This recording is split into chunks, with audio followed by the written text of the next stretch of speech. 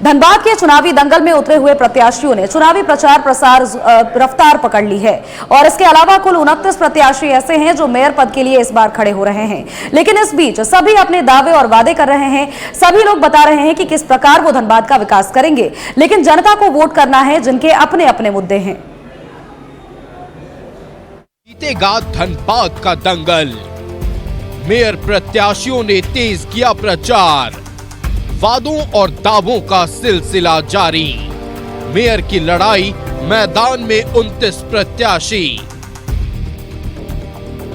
धनबाद नगर निगम चुनाव को लेकर प्रचार अभियान तेज हो गया है। मेयर पद के लिए 29 प्रत्याशी मैदान में हैं। जेएमएम समर्थित चंद्रशेखर अग्रवाल ने झरिया विधानसभा क्षेत्र में जनसंपर्क अभियान चलाया और अपने किए कामों का हवाला देकर वोट मांगा। चंद्रशेखर अग्रवाल ने दुखहरनी मंदिर में मां का आशीर्वाद भी लिया। उन्होंने कहा कि सभी समस्याओं का समाधान सिर्फ 5 सालों में हो नहीं सकता। इतने वर्षों की समस्या 5 साल में संभव नहीं, कोई भी कर ले।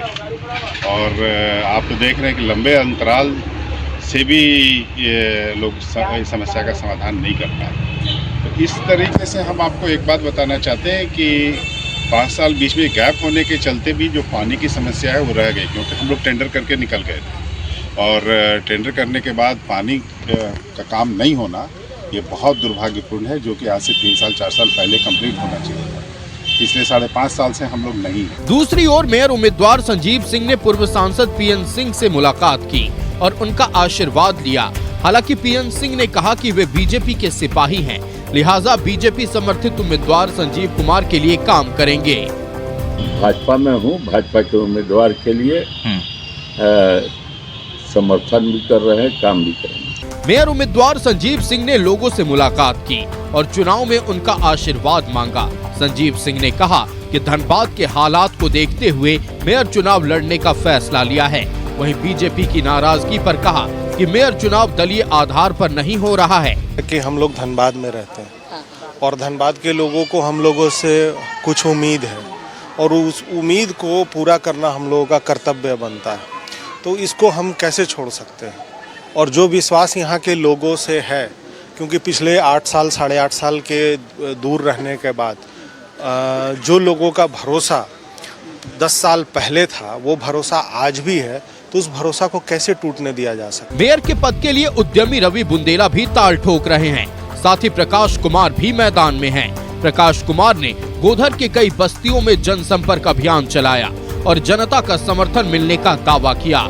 वहीं रवि बुंदेला ने कहा कि धनबाद को हीरे की तरह चमके, ये उनका सपना और संकल्प है। जो धनबाद आज से 20 साल पहले था, लगभग स्थिति कमोबेश आज भी वही है। तो क्या हमने कुछ पाया? मुझे नहीं लगता है कुछ भी पाया। तो ये एक बड़ा कारण था हमारा चुनाव में आने का, कि धनबाद को वाकई इसकी पहचान दिलानी होगी और ये बिना धनबाद के लोगों के साथ नहीं हो पाएगी। कि हमारे धनबाद में एयर पोल्यूशन, वायु प्रदूषण, पीने का पानी, उस पानी की गुणवत्ता, मतलब उसका क्वालिटी जो ज़मीन के नीचे से आ रहा पीने योग्य है भी या नहीं, ये सारी चीज़ें हमने पहले से सोचा था। और जब हम लोग क्षेत्र में जनसंपर्क के लिए जा रहे हैं तो हम लोग देख पा रहे हैं कि जितना हमने सोचा था ये मुद्दा, ये मैटर तो उससे भी कहीं बहुत ज्यादा गहन है। मेयर पद के उम्मीदवारों का अपना अपना दावा और वादा है, लेकिन धनबाद की जनता के क्या मुद्दे हैं, क्या कहती है जनता, वो भी सुनिए। हमारे स्टेशन से उस तरफ जाइएगा तो हमको लगता है कि जितना नगर निगम का क्षेत्र है पूरा गंदगी से भरा पड़ा है। आप एक शर्ट भी अगर पहन के जाते हैं व्हाइट कलर का, तो उधर से जो गंदगी है वो देखने को मिलता है वापस आने पर। बस हम लोग यही चाहते हैं कि पूरा धनबाद साफ हो, स्वच्छ हो।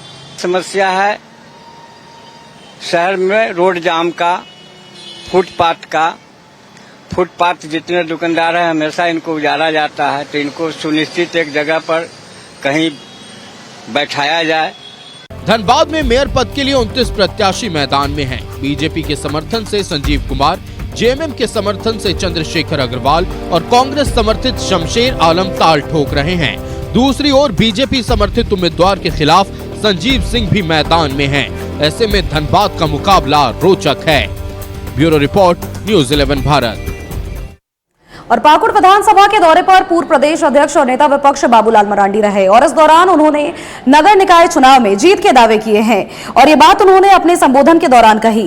साथ ही मुख्यमंत्री हेमंत सोरेन पर कड़ा प्रहार भी किया है और साथ ही कहा है कि नगर निकाय चुनाव में भाजपा दलगत चुनाव कराना चाह रही थी, मगर हेमंत सोरेन सरकार नहीं चाहती थी।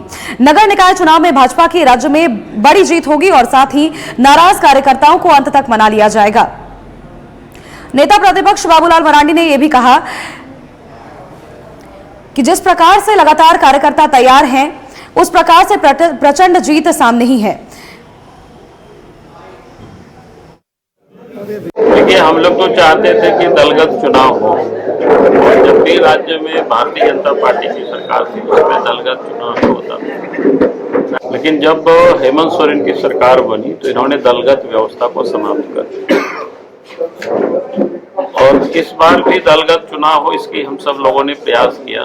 गवर्नर के नाम से आवेदन दिया गया और सभी नगर निकाय क्षेत्रों में धरना प्रदर्शन के माध्यम से सब लोगों ने आवाज दी, लेकिन सरकार ने नहीं माना और हाई कोर्ट के निर्देश पर जब चुनाव की रुको तो हम सब लोगों ने तय किया कि दल तो चुनाव नहीं लड़ती है, लेकिन दल के ही कार्यकर्ता चुनाव लड़े और हमारे सभी कार्यकर्ता और उनके लिए सब कार्य।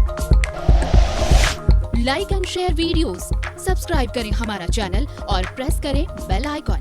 News 11 भारत, सच है तो दिखेगा।